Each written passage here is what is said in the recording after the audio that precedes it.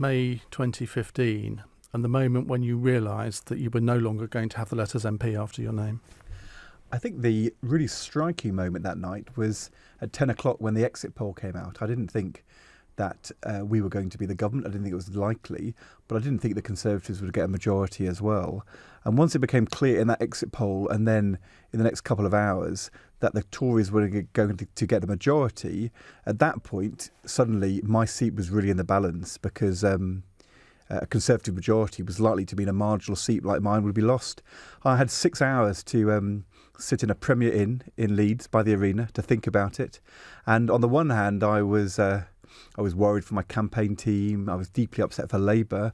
I was worried that supporters would see me losing if I lost as a real symbol of that.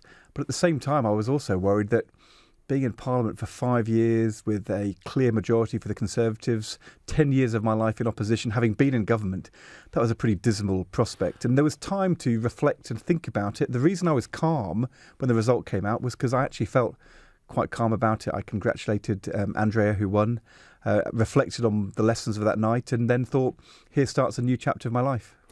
Did you feel at the time you were the Michael Portillo of the 2015 election? Well, Michael Portillo actually rang me a few days later and said, would I like to come and do a panorama programme with him about losing your seat? And I decided not to do that because I thought that might be a little bit too symbolic.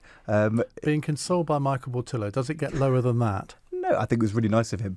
We had a couple of conversations about it, but I think he was a symbol of a government which was leaving power. But of course, we'd left power in 2010, so we'd been out of office already for 5 years. There was no doubt it was a night. It was a moment that many people remembered, and there would have been some people who celebrated my defeat. There's no doubt about that. But I think there were also people who I had lots of messages after my speech to say you were very calm and you were very generous and you were quite reflective. And in a way, that was how I felt. I wasn't expecting us to win.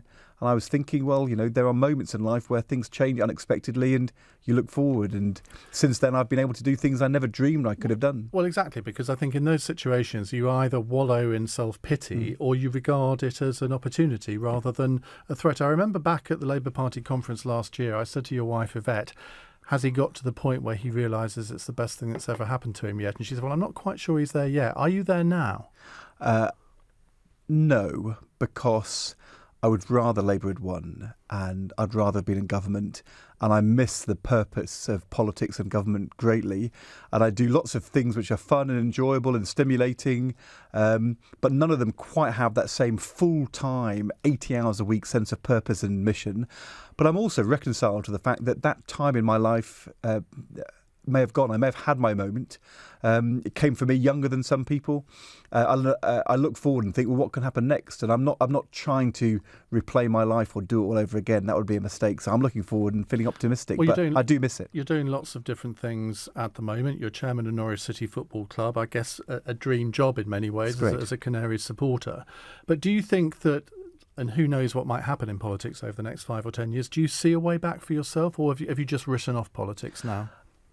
From the beginning, I've always said never say never, because it's such an unstable time in politics and it's quite a worrying time. And I look at the state of the Labour Party, I look at the state of the government on Brexit and worry about where we're going as a country. If I thought people wanted me back, that I could solve the problem, be part of the solution, I would drop pretty much everything other than Norwich City, by the way, and go back and be part of it. But I also have to accept that that's unlikely to happen. I think I saw the book and my defeat as a drawing of a line, and I'm not sort of, if I was wanting to go back, I think I would have done something slightly safer than this very exposed dance show. Let's talk about the 3 Labour leaders that you've served under. Let's start off with Tony Blair. Now, if anyone who's read Alistair Campbell's diaries will know that your relationship with Tony Blair was, shall we say, somewhat spiky. It was definitely spiky, but I think if people read my book, they will see that I have a lot of respect for Tony Blair. I think we respected each other. On the day he gave me my first job in 2006, he rang me and said, Ed, I've got an important job. I need you to go to Northern Ireland to be an economics minister. And I was a bit taken aback by that, but said, Prime Minister, that would be a great honour. And then he went, only joking, it's the Treasury. And so we always had a kind of, and But you were quite rude to him in meetings, weren't you? I mean, if you regard Alistair Campbell's diaries as accurate, you were quite rude to him. Well, you have to, first of all, aim off some of the accounts. I'm not saying Alistair's about that period. Secondly, there were times when I was young, and back then, I was less than 30. I was 28, 29. I was probably a bit rude, I think. But also, I always saw my job as being to speak truth to power. I didn't think there was any point in being there unless you said what you thought. And the reason Gordon and I had a strong relationship, and I believe most of the time Tony and I had a strong relationship, was because they both were strong enough people to want people around them to challenge them. Now, over the Euro, it was difficult because Tony didn't like it, and we were very clear that we weren't going to join the single currency. And I say in the book that I think sometimes we overstepped the mark. We were too heavy, but I've seen him a number of times over the last few years, and clearly his reputation has been severely affected by the Iraq War, but he'll never be forgotten as a great Labour Prime Minister who won elections and puts through some great social reforms. Was he a greater Prime Minister than Gordon Brown? I think history will maybe end up judging it the other way around. There's no doubt that Tony was a better election-winning Prime Minister, and he was somebody who was in the job much longer. But I think the historical record, in the end, maybe unfairly, but I think it's the case, will end up being kinder to Gordon Brown and to John Major than it will to Tony Blair and to David Cameron. David Cameron took us out of Europe by mistake. Tony Blair will be remembered for the war in the end, even though he did some other good things. Gordon Brown actually, I think, will be seen as somebody who, 2007 to 2010, had a very difficult time domestically, strode the global stage hugely importantly for the world. You worked with Ed Miliband when you were working for Gordon Brown for many years. You had quite a close relationship. But when he beat you for the leadership of the Labour Party, you never really had a close relationship during his leadership, did you? You only spoke to him twice, I think, during the election campaign. It started actually much earlier than that. Ed and I were very close at the Treasury. We did some great things together. But then he went to America, and when he came back, I think he decided to go into politics, and he decided in that new phase of his life he was going to be more distant. And I sort of understand that objectively, even if emotionally I found it quite difficult. I have a chapter in my book about friendship and how difficult it is to maintain friendships, but also that in the end you can put them back together again. Even before Ed was leader, and while he was leader, we were colleagues. We weren't close. That's not what he wanted. He kept me very distant. That, in the end, was his choice. But the book writes about, I write about Tony Benn and Dennis Healey being reconciled, Gordon Brown and Robin Cook being reconciled, me and Jim Murphy becoming reconciled. And so who knows? As I say in the book, I'll keep some gin and tonics in the fridge, and hopefully the moment will come. But given the fact that really Labour's travails at the moment are down to Ed Miliband, the way he changed the leadership election system, will he go down in history as one of Labour's worst leaders? Well, I don't think it's fair to pin all the responsibility for the change in the Electoral College on to Ed. He wanted a change in the union relationship. The trade union said, in return, we want to remove the MP vote and have registered supporters. But so did the supporters of David Miliband, who thought the MP's votes had gone to Ed, who thought the registered supporters would shift the election towards the centre ground. They thought the members would guarantee a more centrist offering. In retrospect, that was a catastrophic misjudgment. Now, of course, Ed didn't resist that. He may have supported it, but it was broader than simply Ed Miliband. And people like me, I was worried about it, and Yvette was worried about it. We should have put our case more strongly. I regret that too. I take my share of the blame. What would you have done differently if you had been elected leader instead of Ed Miliband in 2010? What would have been different about the Labour Party? I think you have to decide as a centre-left government or opposition at a time of globalisation whether in the end you are about making the market economies work and working with business, but doing so in a way which is fairer and more long-termist, but fundamentally is about wealth creation, or whether you are trying to overthrow that business capitalist system. Clearly, the supporters of Jeremy Corbyn see anybody who thinks the market economy is okay or business is something to work with as a neoliberal Tory right-wing conspiracist. I was never one of those, and I think I would have been clearer about that. Work with business, but not business as usual.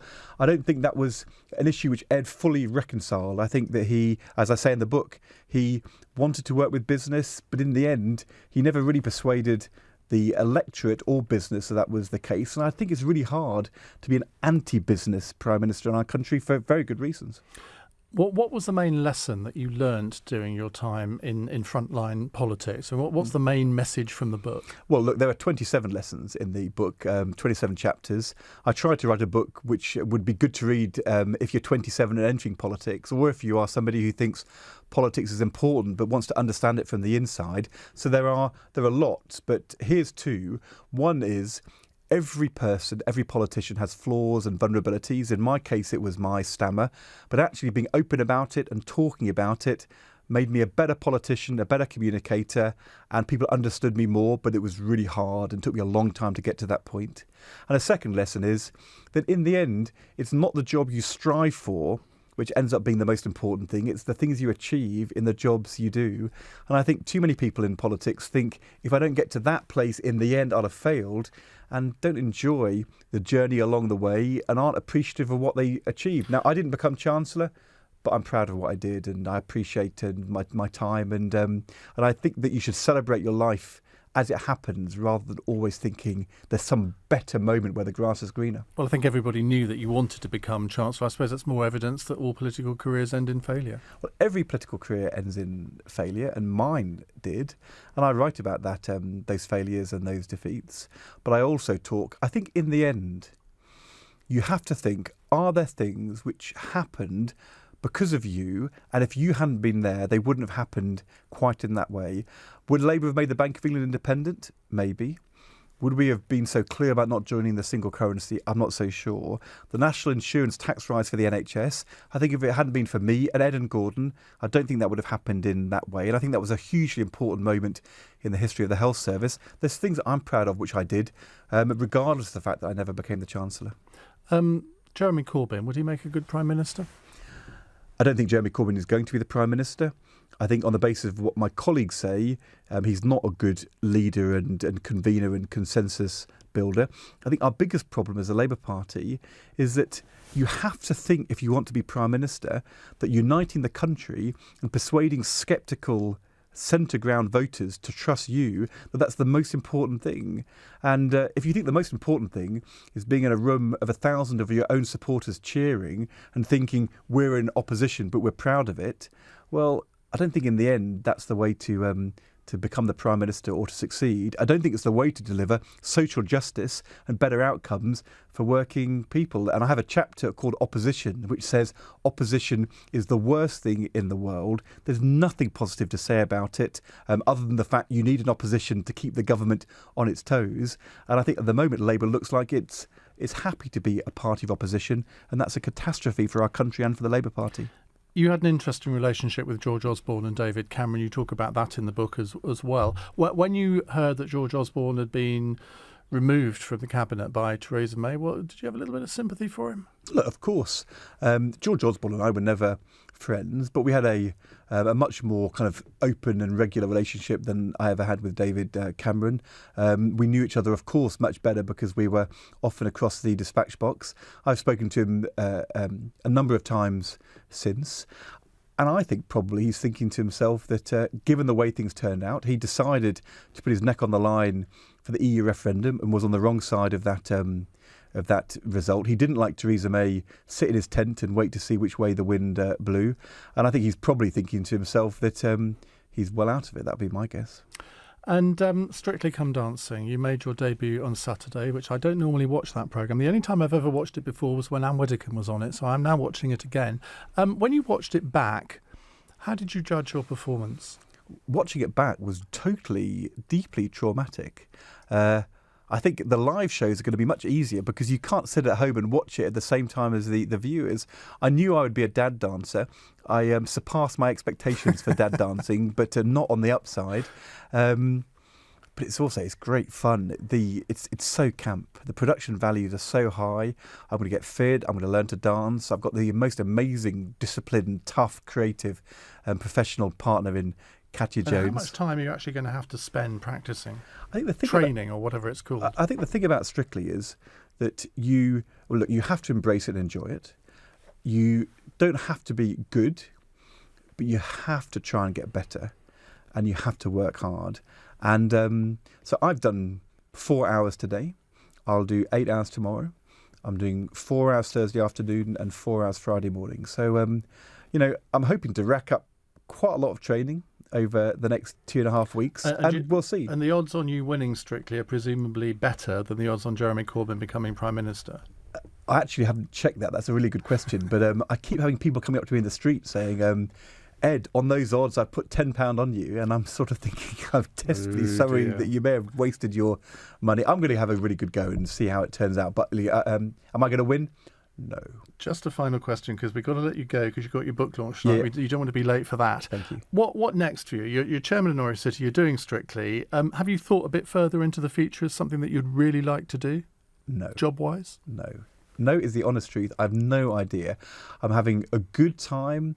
Book, Harvard, Norwich, Strictly. I think I miss the purpose of politics. I'd love to do something proper and full-time and consuming, something which makes a real difference to people's lives in the future. Will I have that opportunity again? I don't know. And, as of this week and next week and the week after, what I'm really worrying about is my hips and my cha-cha and whether or not I can keep in time. I'm always worried about your cha-cha. I know, my cha-cha-cha, as Craig says, and I'll see what goes on. Just very finally, though, we've got the result of the leadership election coming up. If Jeremy Corbyn's re-elected, is that a final nail in Labour's coffin? Could there be a split? Definitely not the final nail in Labour's coffin. There's a chapter in my book about loyalty. I have loyalty to my family, to Norwich City, to my party as well. I actually think the country needs Labour to get back on track. So not a final nail, but possibly a nail. Well, look, it's definitely a problem that Labour at the moment is divided. The parliamentary party is out of step with the leader. Let's see, because there's still some weeks to go, and Owen Smith may still beat Jeremy Corbyn. I don't want to kind of prejudge that result. Okay. But whatever happens, Labour will stay united or will stay together, attempting to fight the next general election. Look, I think the situation is very serious. I'm not kind of I'm not dismissing the problems, but the history of new parties and those kind of lurches is not good in our country. Ed, thank you very much indeed. Good to see you again. Ed's book is called Speaking Out, Lessons in Life and Politics. It's published today. This is LBC. It's 6:52. In the LBC Travel Centre, it's Tom Watts. Thanks, Iain. Good evening. On the North Circular eastbound, lanes blocked by an accident at Henley's Corner, queuing from Brent Cross. The A2 still very slow into London. It's down to one lane for roadworks between Deptford Bridge and New Cross. The A13 eastbound from London into Essex, queues from North Stifford to Orsett, where a van has broken down. Looking a lot better now on the M25 though, through Kent and Surrey. In Worcestershire, the southbound M5, there's a lane blocked there between the M42 and Junction 5 at Droitwich because of a breakdown, and near Sheffield the A57 is closed because of a lorry fire just off the M1